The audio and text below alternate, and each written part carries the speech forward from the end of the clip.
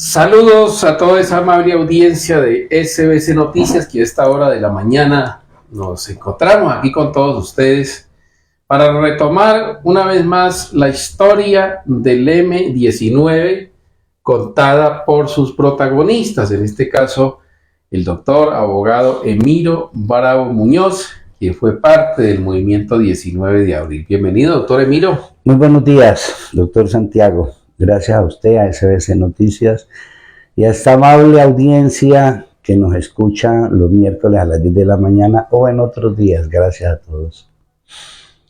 Retomemos un poco el tema de hace 8 días que quedamos en lo que fue la ley de amnistía, ley que se origina a partir del momento en que hay la toma de la embajada dominicana, comienza a dársele otro proceso distinto a la situación que venía viviendo el país en el gobierno de Julio César Turbay Ayala, que fue el del Estatuto de Seguridad. Turbay Ayala, antes de terminar su mandato, también presentó por medio del senador en ese entonces, Alberto Santofimio Botero, un proyecto de ley de amnistía que inclusive estaba cobijando hasta delitos comunes. Iban a quedar prácticamente las cárceles desocupadas con esa ley, pero eso no terminó en nada. Pero Turbay Ayala alcanza a conformar una comisión de paz, cuyo presidente de esa comisión de paz fue el expresidente Carlos Lleras Restrepo. Pero eso no fructificó, ¿no? Para nada. Sí. Para nada. La misma, de pronto lo decíamos hace una semana, la amnistía que propuso Julio César Turbay, pues fue una amnistía condicionada. O sea, depongan las armas, exacto, entréguense y le suelto a todos los presos. Sí. Con los diálogos que se dan en Cuba, con la República Dominicana, pues la salida de él es esa. Listo, ya yo estoy cumpliendo con lo que acordamos en Cuba. Les propongo una amnistía. Yo les suelto a todos los presos, ustedes entréguense. Ajá. Se reventó por todos los lados. Claro. En ninguna parte esa amnistía sirvió. Sí. Pero de todos modos, esos son hechos de la política de un país que son momentos de inflexión política. Tan así que Belisario, y lo veíamos hace una semana, al asumir la presidencia, él le propone al país una salida, en su gobierno, una salida política al conflicto armado que por tantos años azotaba a Colombia. Efectivamente,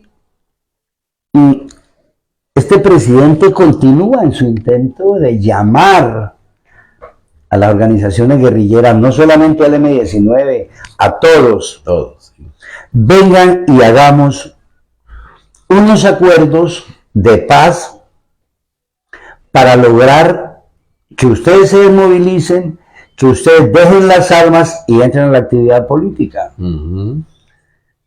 Ese llamado al presidente de parte del M-19, se reunieron con él. Iván Marín Ospina y Álvaro Fayad se reunieron con el presidente Belisario Betancur. Pero también tuvo acercamientos, yo diría, personales, como los tuvo con el M-19 con la FARC. Claro. Tan así que la FARC se entusiasmó mucho. Sí. Y creyeron una gran posibilidad bien fuera para acercarse a un proceso de paz en Colombia o para fortalecerse política y militarmente. Depende del ángulo de vista que se mire. Igual el Ejército Popular de Liberación, el EPL, recordemos que el EPL es el brazo armado del Partido Comunista de Colombia, marxista-leninista. ¿Cuándo se dio el Partido Comunista, llamémoslo tradicional, de Colombia? Pero ellos eran muy enemigos de la FARC y más adelante veremos cómo eso tiene unas incumbencias enormes para el país. Ellos también entran en esos diálogos, principalmente los tres. Uno de los gestos de Belisario Betancur que me pareció muy, digamos, muy elegante de él es que para iniciar esos diálogos, lo que primero hace él es presentar un proyecto de ley de amnistía, claro, para esos políticos. Porque él decía, primero vamos a liberar los sí. presos políticos y después nos sentamos a hablar. Y es así como en el mismo 7 de agosto, después que llega a la presidencia, en septiembre presenta este proyecto de ley que le dan un curso muy rápido, entre otras cosas, en el Senado de la República y en la Cámara de Representantes, que obviamente, y como estaba recién llegado el gobierno y había mucho ambiente por parte de la clase política, que también estaba afectada casi en todos los territorios nacionales por los diferentes actores armados, pues aprobaron prácticamente con 2 casos excepcionales, que en el Senado, un solo senador, que huilense, el senador Héctor Polanía Sánchez del Partido Conservador, no votó a favor de esa amnistía, y en la Cámara de Representantes, Pedro Buarín Vera, que era del Partido Liberal, de origen boyacense, era nacido y criado y vivía en Puerto Boyacá, fue la persona que tampoco aprobó esa ley de amnistía, pero el resto pasó. Ahora, Héctor Polanía Sánchez, en unos sendos discursos en el Senado y unas ponencias que él hacía, argumentaba por qué no estaba de acuerdo con esa ley de amnistía, que a mí me pareció pues una actitud muy retadora, no solo al gobierno, sino a los grupos armados. Indudablemente el presidente Betancur arranca yo pienso, con una intención muy seria, sí, y muy generosa al mismo tiempo. Claro. Porque lo que usted decía tiene enorme importancia. Es decir, no le dijo a las guerrillas, primero negociemos cómo se desarman y luego yo los saco de las cárceles. Sí. Sino que la ley 35 del 82 de una vez dice ley de amnistía. Exacto. Entonces, ¿qué es lo que hace la ley de amnistía presentada por el gobierno? Con llamado de urgencia para que la sacaran rápido. Entonces se le concede amnistía a todos los autores, cómplices y encubridores que han cometido delitos dentro del conflicto, sí. O sea, los guerrilleros, digámoslo en una sola palabra. Ahí con esa ley de amnistía salen muchos presos. La mayoría eran del M-19. Del M-19, eso no quedó ni uno adentro. Sí, pero eran los que tenían más presos. Claro, porque esos habían sido los después del Cantón, con esa pela tan terrible, pues estaban los presos amontonados en las cárceles. Pero igual la farsa con muchos guerrilleros que están, el mismo Ejército Popular de Liberación. Y el ELN también. Porque yo recuerdo que Ricardo Lara Parada estaba preso también y lo sacaron. Sí, lo que pasa es que como es una amnistía general. Sí, claro. Además, pues era una forma de decir, ya el ELN ha hecho acuerdos. No es el primero, en México estuvieron. Sí. Bueno, pero continuemos. Esa amnistía hace que el gobierno dé una buena señal. Y uno dice, ¿por qué si el gobierno soltó los presos, por qué luego viene esos 80 tan violentos? En 80 da la ley de amnistía. Y si tomamos los 80, son muy sangrientos. Sí, claro. Y yo pienso que hay unos fundamentos para que esto se dé. En primer lugar, hay un empoderamiento de las fuerzas militares, sobre todo algunos generales. Claro. Ellos no creían mucho, jamás creyeron, no sé si todavía será lo mismo, en la FARC. O sea, ellos lo que quieren es fortalecerse militarmente. Claro.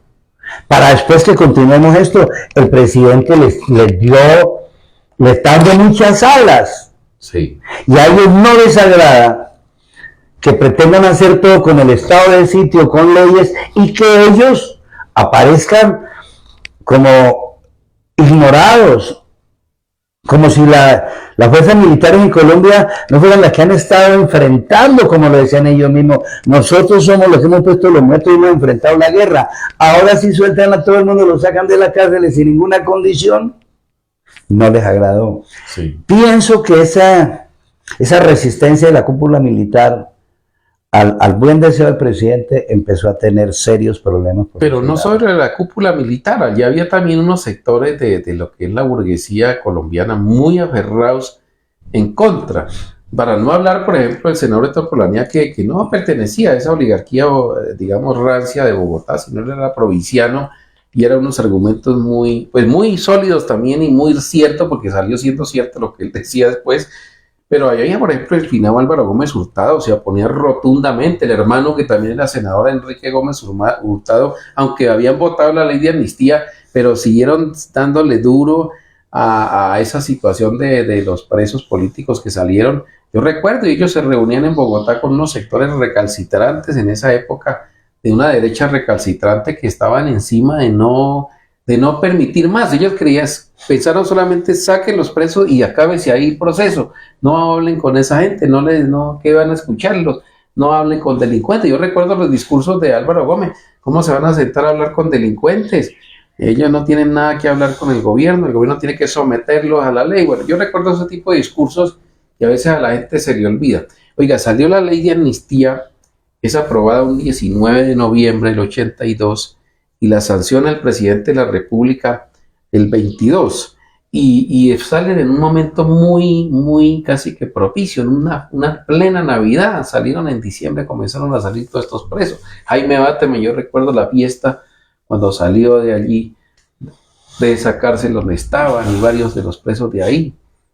Fue como una festín, ¿no? La salida de ellos. Sí, claro. En plena Navidad.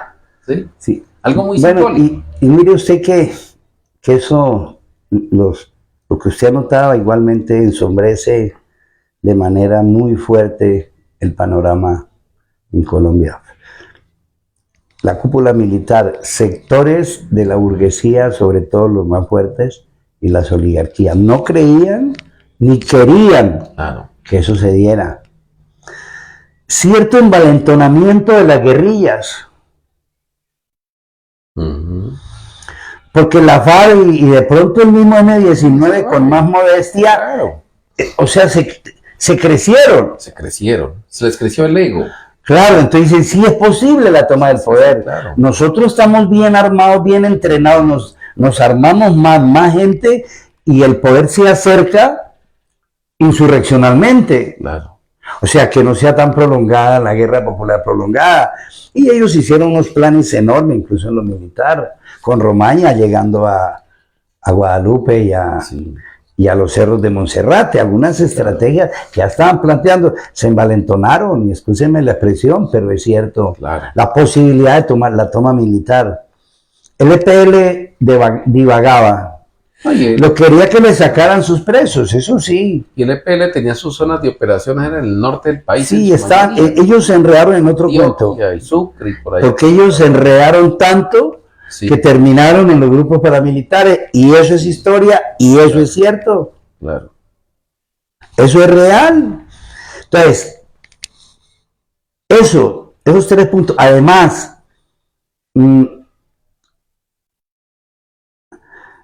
la falta de participación política de todos. O sea, una política muy restringida en Colombia, muy sectaria, que impedía que cualquier persona pudiera decir lo que uno dice ahora: yo soy de izquierda. Claro. En ese tiempo decir yo soy de izquierda era hacerse amarrar a la media hora y se lo llevaba. De guerrillero. No, pues eso era supremamente grave. Entonces, de todos modos, la falta de eso, y estos puntos ennegrecieron eso, el presidente. Hay un aspecto que casi lo olvido. En los 80 el narcotráfico en Colombia se fortalece mucho. Ya estaba fortalecido. Claro, sí, pero están en el máximo poder el cartel de Cali y el narcotráfico en Colombia. El narcotráfico se fortaleció en el gobierno de Julio César Turbay. Claro. De manera subterránea, nadie sabía quiénes eran y se pavoneaban por todas partes. La mafia en el poder. Y allí no había quien la controlara. Pero el presidente Belisario, acuérdese usted, que conformó una comisión de paz en febrero del año 83. Y el primer presidente de esa comisión fue Otto Morales Benítez, que había sido senador de la República, del Partido Liberal, pero un señor muy dicharachero, muy parlanchín, que terminaban horas y horas hablando y no llegaban a ninguna parte. era hable y hable, porque no lo callaba nadie. Él se ponía a hablar y lo tapaban la boca, como decían, y le ponían, Sí. le salían letreros. Esa comisión, eso dio frutos. Sí, pero Muy no lo leves, porque él renunció al poco tiempo. Muy leves, pero dio frutos. Sí. Eso llevó, durante el 83, yo pienso, es un año de encuentros y desencuentros para la paz en Colombia. Sí, claro. Pero termina totalmente en desencuentros. Claro. De tal manera que si el presidente tenía ya avanzado con una comisión, con unos señores que estaban negociando unos acuerdos que realmente se estaban haciendo y que terminaron con unas firmas en Corinto, en el Cauca, sí, y en el Lobo de parte del M-19, sí, y con los acuerdos que llaman los acuerdos de Medellín, con el EPL, sí, pero también los de la Uribe, que sí, ya venían caminando. Claro. Pero el M-19, ya venían caminando. Que llegan ellos sacan campamentos, por ejemplo, no un campamento, ¿no? Campamento en el pueblo, ahí prácticamente en las goteras de sí, Lobo, eso... campamentos en Cali, en Bogotá.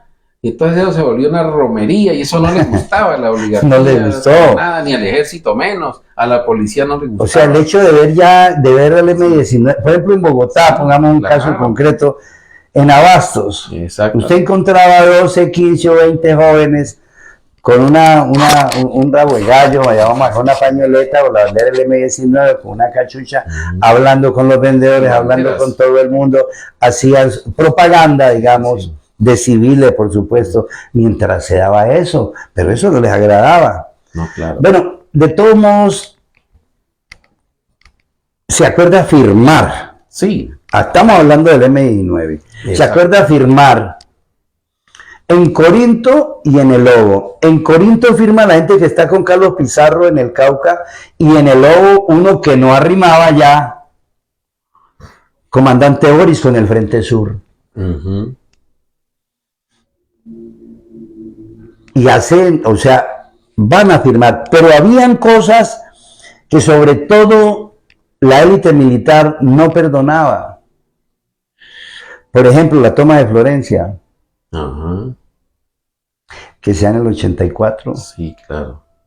Y a finales de ese año es que se firma. Pero había ese resquemor. Precisamente Boris y el Frente Sur se toman, el M-19 se toma Florencia, claro, porque el gobierno no respondía a nada. Sí.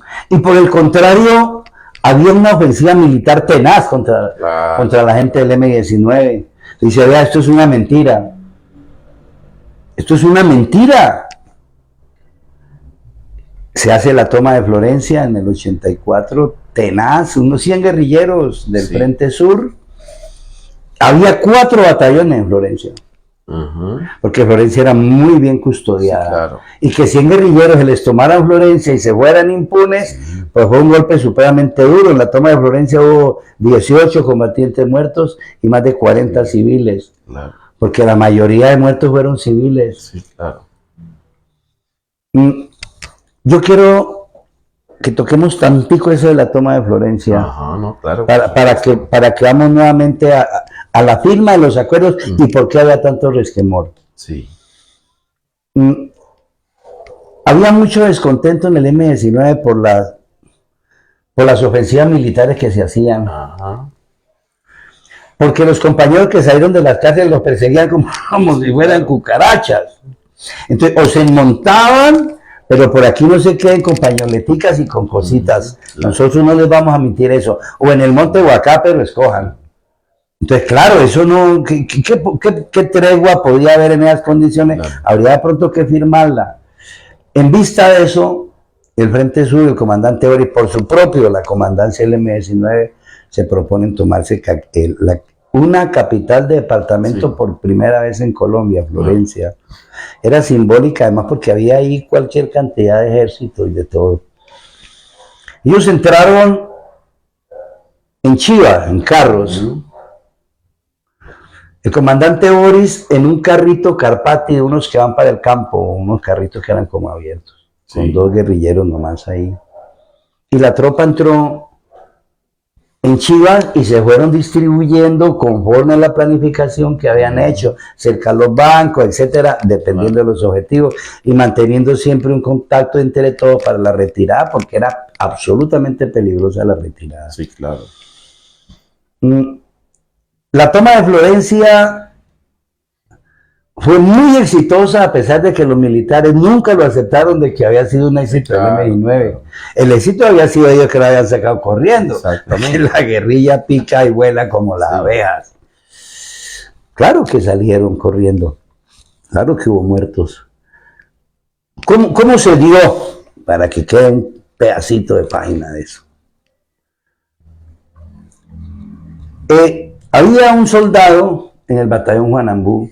Hacía unos 6 meses ese soldado ha sido infiltrado por el M-19. Era muy amigo de Boris. Claro.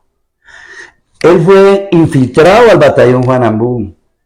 Y él fue invitado a participar como un gran protagonista en la toma de Florencia. Claro. Y a él se le encargó dar el primer toque donde arranca la toma. La gente ya estaba preparada, estaban listos. El batallón Juan Ambú, había partes que iban a la calle, como pasar uno por cualquier parte. Esto es en el centro de Florencia. Claro, entonces quedó fácil para desde una esquina mirar dónde estaba ya el soldado y hágale, mi hermano. ¿Qué debía hacer él? Lanzar una granada dentro del batallón. Con la recomendación de que, ojo, que no fuera a matar a algunos soldados. Sí, claro. Él lo hizo muy bien, además escogió a este soldado, compañero, escogió un sitio muy representativo, digamos, porque la granada la lanzó a una vaina que se llama armero, que es donde tienen las armas guardadas. Exacto. Entonces se dañaron algunos fusiles, una vaina simbólica, pero bueno, era la mente del compañero. Cuando le dan la señal a él, ¡pum!, en el batallón Juan Ambú, ya sabían unos vestidos de civil que estaban al frente del DAS, con granadas, que una vez arrancara ya debía ser simultáneo. Claro. Y lo mismo los compañeros que están en la policía. ¡Pum! ¡Pum, pum! 2 granadas al DAS, 2, 3 granadas a la policía y se haga una confusión impresionante en Florencia. Cosa simultánea. Simultáneo. Sí, ese fue el éxito de una gran estrategia de Gustavo Arias. Sí. Muy bien hecho, arrancaron muy bien. Incluso sí hubo algunos del DAS muertos, creo que uno, no sé, soldados, al menos en el golpe de mano cuando arranca, no hay soldados muertos ni militares porque la granada fue en el armero. Creo que unos policías también en ese momento, pero fueron escasos. A partir de ahí se desató la toma, por supuesto. ¿Cuál es el objetivo principal una vez se diera ese ataque? Los bancos. De mala con la plata. Claro. Llevar recursos. No, claro, la platica. No se pudo llevar dinero. No sé si algún poquito encontrarían, pero no, porque es que primero no fue fácil. La respuesta del ejército fue tenaz, no fue cualquier cosa. Lo mismo la policía, la verdad es que no podían entrarle mucho, pero eso se puso demasiado caliente. Claro. A la entrada del Banco Popular, creo que era el Banco Popular, cuando los comandos fueron entrando como Pedro por su casa y no se dieron cuenta que había un vigilante, algún policía retirado, alguien que estaba aquí todo entrenado de todos modos, y con un revólver, cuando los vio que tome, ahí se llevó como 2 o 3. Claro.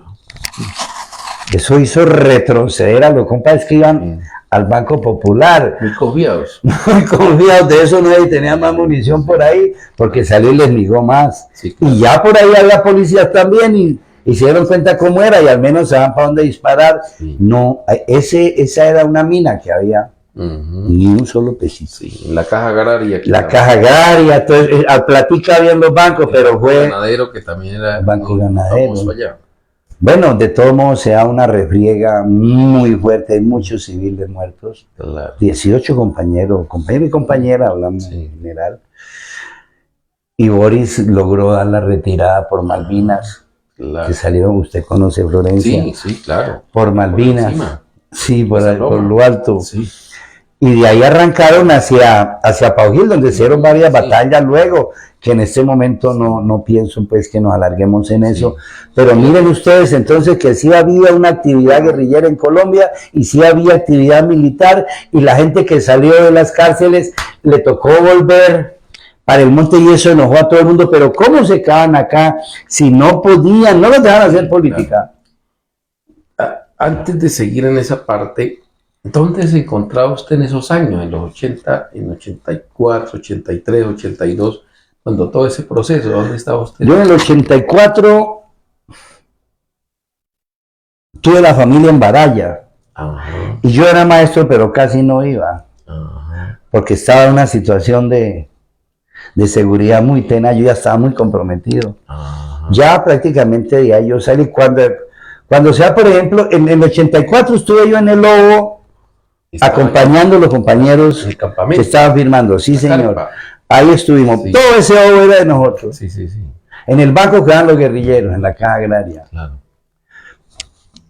Eso hubo un despeje que se llama, ¿no? Sí, sí. El Lobo lo dejaron por cuenta Sí. del Frente Sur. Ahí estuvimos. Uh-huh. Oye, iba mucha gente, ¿no? Mucha gente iba. ¿Qué iban a hacer esa gente allá? ¿Por qué iba tanta gente? A la gente le encanta conocer la guerrilla, aunque digamos que no. A la gente le gusta mucho. En esa época era más Eso era una novedad. Entonces, resulta que allá los compañeros se estaban volviendo como con fans y todo eso. Sí, sí, sí. Oye, se querían tomar una foto, yo vengo de tal parte, entonces con la gente que está armada y con esa parafernalia, Claro. a la gente le agrada, igual que le agrada con el ejército y la policía, parece que los uniformes son muy agradables a mucha gente. Sí. Y a los jóvenes Miren, les gustaba más. Mucho. De Neiva iba esa juventud de la pasada amontonada tomando cerveza y bueno, ellos le revuelven a todo un poquito. Estamos en el Lobo, listo para firmar. Yo estaba junto al comandante Boris y a un amigo Hugo que le decíamos Platanote. Uh-huh. Ya estaba Hugo en esa época. Hugo estuvo ahí en el Lobo. Él era caqueteño, ¿de dónde? Creo que era el Caquetá, porque siempre lo conocí yo allá. Sí. Y está cuando Boris se puso pálido, y no lo decía en público, pero ahí dijo, para la mierda, este hijo de tantos procesos. Pasó, comandante, pero pálido, o sea, como uno pocas veces ve a un comandante. Ellos son muy resistentes a todo, hasta en el manejo de las emociones. Claro. Pero le acaban de dar un atentado contra Carlos Pizarro en Corinto. Ah, sí, cuando el atentado en ¿Qué Corinto. le pasó al comandante? Está herido. Y la compañera Laura también, la compañera de él, que era compañera de todo, porque era el M9. Sí. Le volaron una manito y acá le fue un tiro aquí. Unos policías desde una curva, un atentado. Eso fue tenaz, porque dijimos, bueno, hasta aquí. Sí. Esto es que no se nos metan ya. Claro. Y hay la palabra del presidente que nos va a dar el despeje.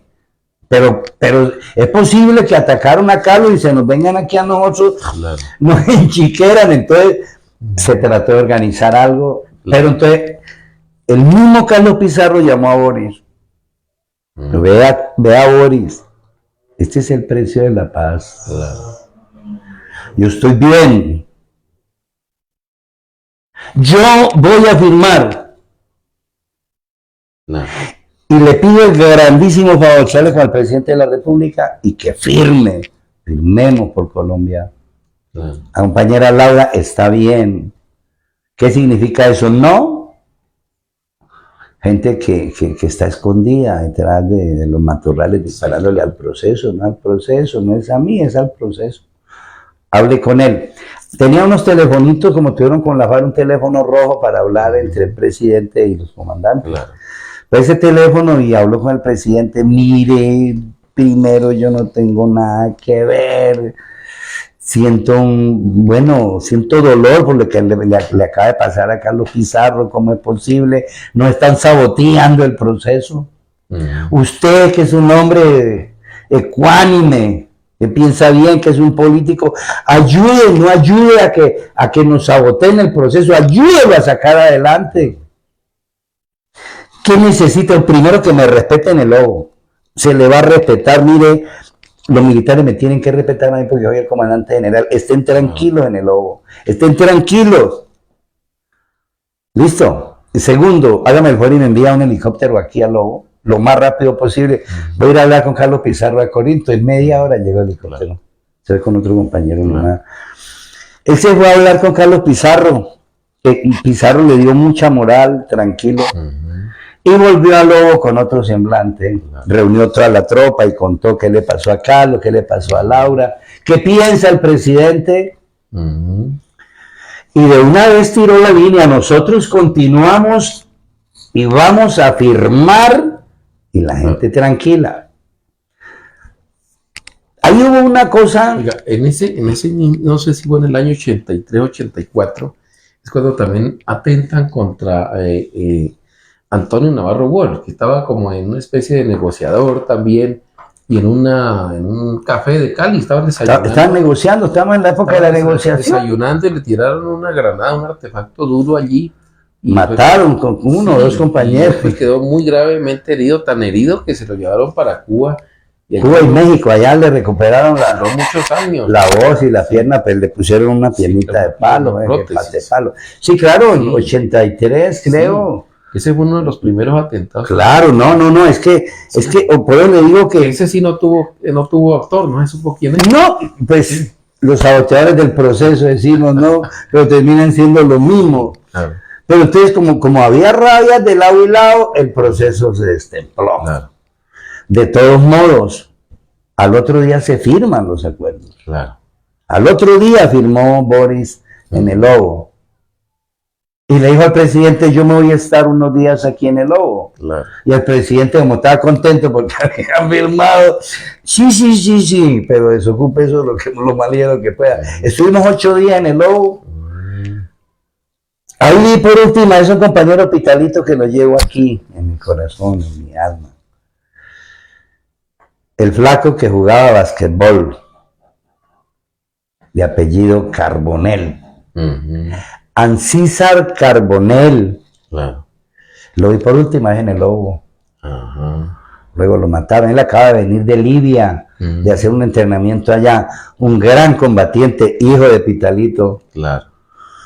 Combatiente que murió. Yo siempre digo que los combatientes mueren en combate. A veces sí.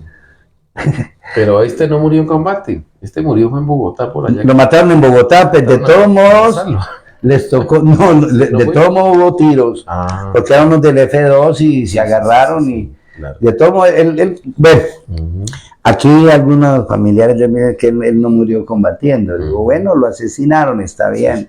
Yo de todos modos sé qué pasó en Bogotá cuando mataron a Ancísar. Ancísar lo enterramos aquí con una enorme asistencia de gente porque era un profesor muy conocido.